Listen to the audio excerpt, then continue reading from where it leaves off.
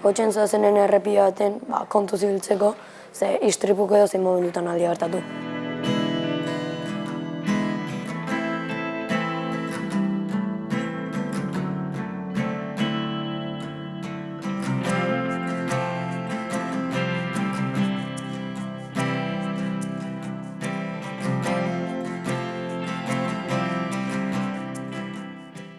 Sorpresa hartu dut, ez nuen espero publikoak galderak itea, ez nuen espero direkto nitea galderak. Zerk eragiten du istripu asko izatera urartean? Pentsatu ondo...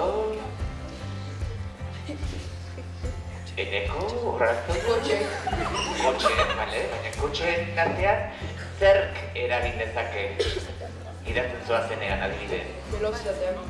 Abiadurak, beste zeu zer, laguntzarekin burutik? Distrakzioa, alkohola eta abiadura.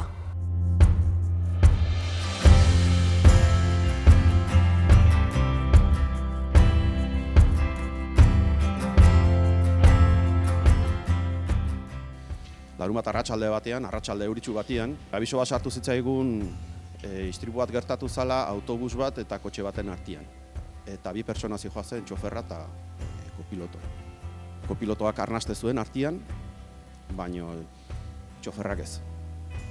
Handikan gerora jakin gendun, urrungo gunean edo handikan 2 egunetara edo, kopilotoa ere hil egin zala.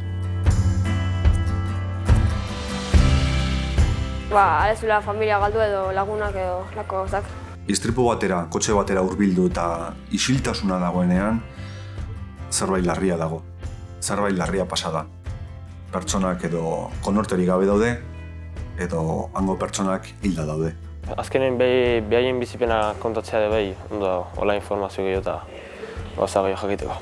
Ez distraitzeko konduzitzen zaudenen, konduzi gero behar dela kotxekin errepidea ez dela joku bat. Orain bai, eskerrik asko Mikel eta Alaitz ekitaldi honetan parte hartzagatik eta batez ere, eskerrik asko bertan zaudeten ikasle guztioi bereziki, Ibai, Oiane eta Enekori.